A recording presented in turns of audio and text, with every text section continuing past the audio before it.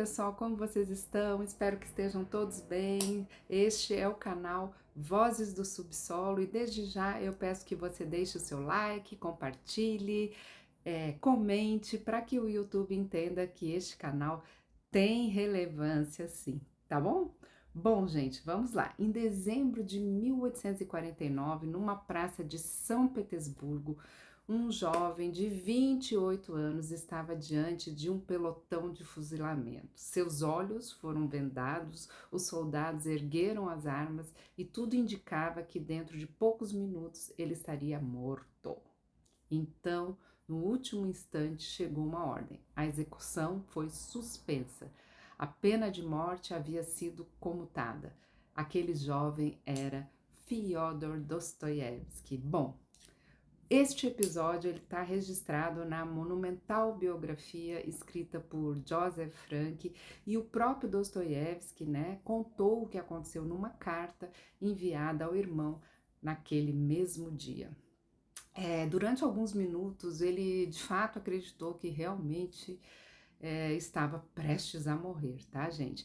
E depois dessa experiência traumática e terrível, ele viveu todos os anos da sua vida, aí, mais de 30 anos, passou boa parte deles escrevendo em torno de algumas perguntas difíceis que um ser humano pode fazer. O que torna uma vida digna de ser vivida, né, gente? Uma das perguntas aí que ele se fez durante muitos anos. O que fazemos com a nossa liberdade e o que acontece conosco quando a gente já não sabe no que acreditar? Então, foram perguntas aí que Dostoiévski se fez durante toda a sua vida após esse momento traumático. E mais de um século depois da sua morte, Dostoiévski continua sendo lido, discutido e reinterpretado no mundo inteiro. E há uma razão para isso, que vai muito além da qualidade dos seus maravilhosos enredos, né? São as angústias das suas personagens que, de alguma maneira, são as nossas angústias, né? Quem lê Dostoiévski não vai encontrar apenas lá homens e mulheres de uma Rússia distante lá do século XIX e desaparecidos depois, né? Encontra ali a si mesmo, né? Às vezes justamente naquilo que a gente prefere não enxergar. Por isso, eu quero falar de 5 razões para ler Dostoiévski, né? São 5 razões, poderiam ser 10, 15, mas escolhi 5. E a última talvez seja a mais necessária para esse tempo em que a gente está vivendo. No final também quero responder a um questionamento que afasta muita gente dos livros de Dostoiévski. Será que é muito difícil ler Dostoiévski? Será que é uma leitura impossível, né? Então a gente vai falar um pouquinho sobre isso também. Bom, vamos começar então. A primeira razão para ler Dostoiévski é que ele soube dar nome àquilo que a gente sente, mas nem sempre a gente tem coragem de confessar. Em 1864, ele publicou Memórias do Subsolo e criou uma das personagens aí mais perturbadoras da literatura, tá, gente? O Homem do Subsolo. Este homem, ele não tem nome, ele é inteligente, mas é ressentido e é profundamente contraditório. Ele remói cada humilhação, ele se julga superior aos outros e ao mesmo tempo ele despreza a si mesmo. Então ele sabe exatamente o que ele deveria fazer para viver melhor e ele faz exatamente o contrário. Às vezes, deliberadamente, quase assim como se ele quisesse sabotar a própria felicidade, né? Bom, quem nunca passou aí uma madrugada inteira, enfim, né, gente, reconstruindo mentalmente uma conversa, pensando no que deveria ter dito, imaginando que teria uma resposta mais perfeita, mas que chegou tarde demais, né? Quem nunca soube exatamente o que precisava fazer e ainda assim escolheu não fazer, né? É difícil ler O Homem do Subsolo sem sem reconhecer alguma coisa de nós mesmos ali naquele personagem, né? E talvez seja por isso que esse livro pequeno tenha atravessado tantas gerações e tenha tanta coisa escrita sobre esse livro e tantos vídeos, enfim. É impressionante como este livro ainda hoje é tão, tão atual, né? Nietzsche, por exemplo, descobriu Dostoiévski e escreveu no Crepúsculo dos Ídolos que ele era o único psicólogo com quem ele teria alguma coisa a aprender. E não é difícil da gente entender por quê, né, gente? O homem do subsolo parece antecipar um tipo humano que se tornaria cada vez mais familiar, né? O que seria esse tipo, né? É uma consciência excessiva de si mesma, né? É uma mente que pensa tanto que já não consegue agir e que analisa tudo milimetricamente, né? Duvida de tudo e acaba sendo uma consciência aprisionada em si mesmo, né? Dostoiévski escreveu esse homem no século XIX, mas ele é muito atual, né? E talvez ele esteja aí dentro de nós, de alguma maneira, né? Bom, mas o Dostoiévski ele percebeu algo ainda mais inquietante, né? Que talvez o nosso problema não seja apenas a gente não saber o que fazer com nós mesmos. Talvez também a gente não saiba o que fazer com a nossa própria liberdade, né? E essa é a segunda razão que eu coloco aqui para que a gente leia Dostoiévski, né? Nos Irmãos Karamazov, publicado em 1880, a gente encontra uma das passagens aí mais célebres de toda a obra de Dostoiévski, a lenda do grande inquisidor, né? É uma situação ali fantástica, né, que Dostoiévski cria, em que Cristo retorna à Terra, mas em vez de ser recebido com alegria, ele é preso, né? E quem ordena a sua prisão é um velho cardeal lá que é chamado de o Grande Inquisidor, né? E durante a noite ele entra na cela e faz a Cristo uma acusação surpreendente, né? Segundo ele, Cristo teria exigido demais da humanidade porque deu aos homens uma coisa que os homens não conseguem suportar, que é a liberdade, né? Ser livre significa poder escolher, né? Decidir, por exemplo, entre o bem e o mal, e assumir a responsabilidade por essas escolhas, né? E isso pode ser terrivelmente angustiante, né?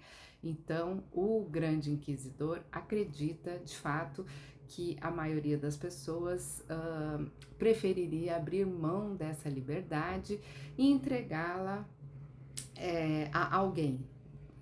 Quem seria esse alguém, né? A uma autoridade, a uma instituição, a uma ideia, né? E em troca de quê, né? De uma segurança, de uma tranquilidade e da possibilidade de não precisar escolher, né? Então, esta é a situação colocada aí nessa obra fenomenal, Os Irmãos Karamazov, né? O filósofo Nikolai Berdyaev, ele viu na liberdade um dos grandes temas de toda a obra de Dostoiévski, tá, gente? E décadas depois, Erich Fromm, em O Medo à Liberdade, analisou justamente essa tentação humana de escapar aí do peso de ser livre, né? Mas a pergunta aí continua muito, muito atual, né? Talvez mais do que nunca, né?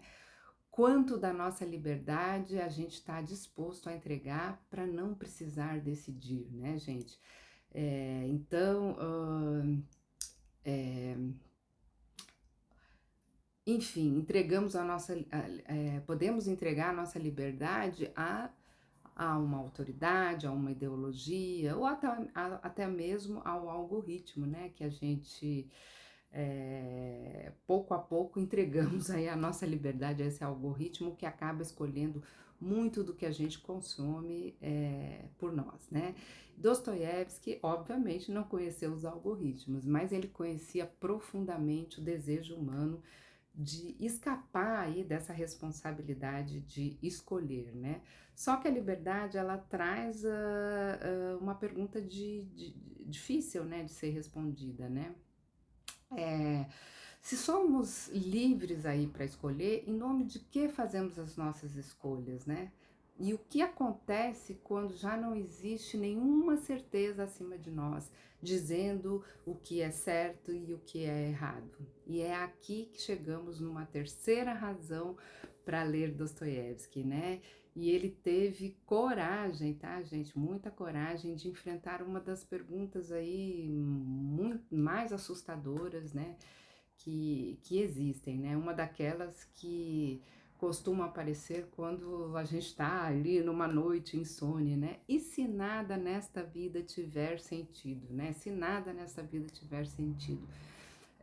Em Os Irmãos Karamazov, o personagem Ivan Karamazov é quem leva esse problema aí a um limite, né? Então há uma frase, uma famosa frase que frequentemente é associada a esse pensamento do Ivan Karamazov, né? E se Deus não existe, tudo é permitido?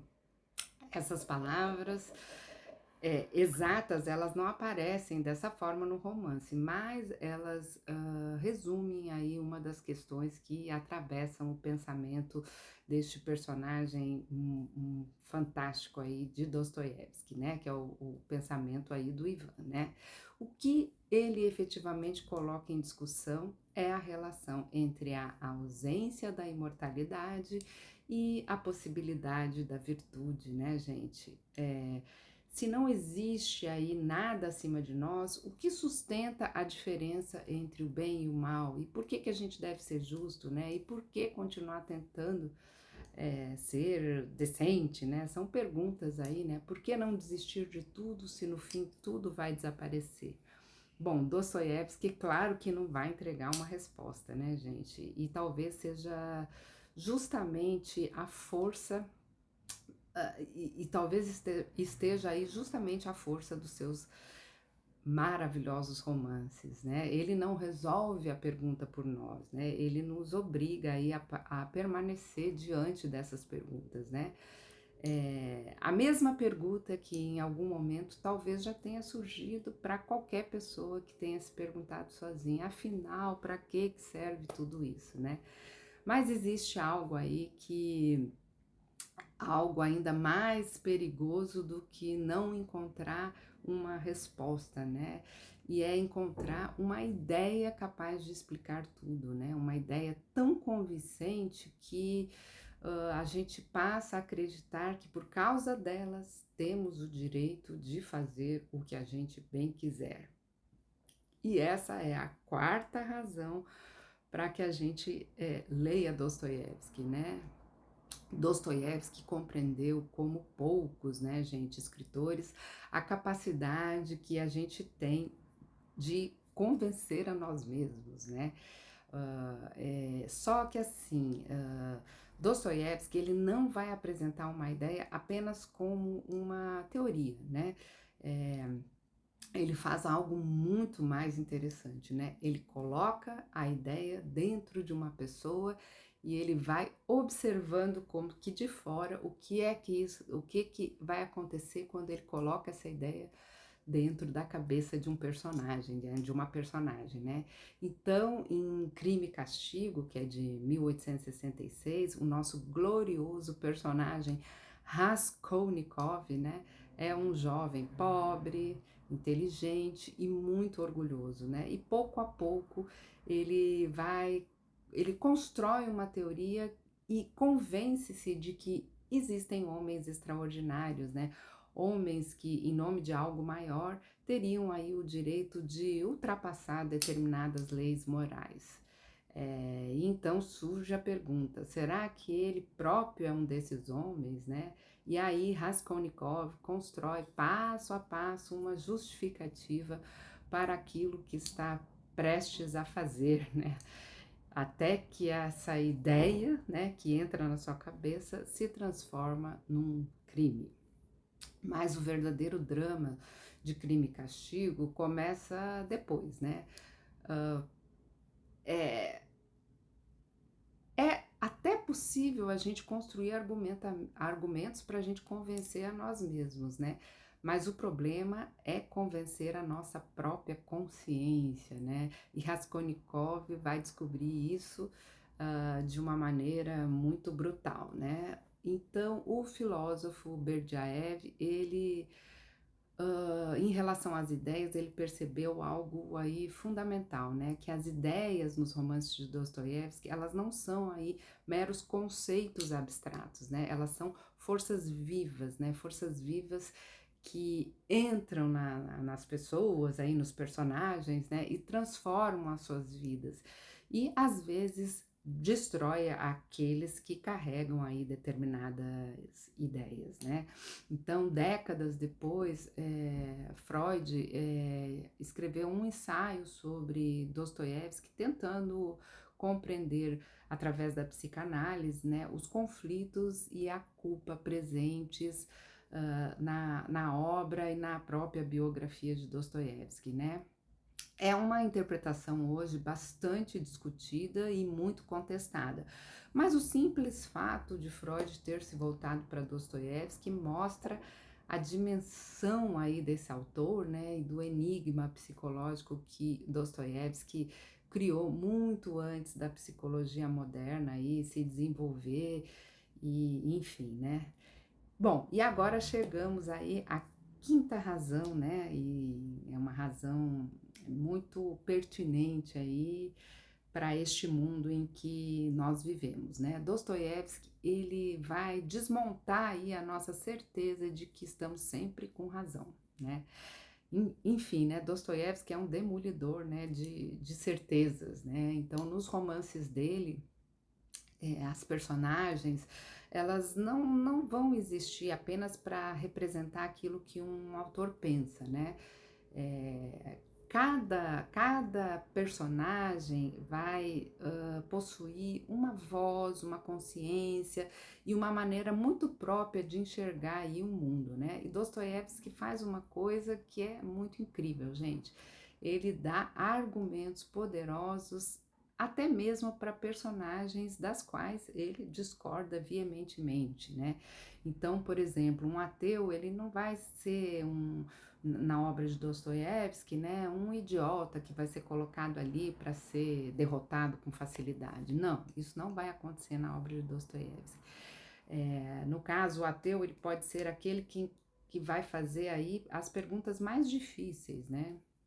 Por exemplo, né? E o criminoso, ele não é simplesmente um monstro na obra de Dostoiévski, né? Nós acompanhamos o raciocínio que vai levar esse criminoso até ele cometer o crime, né?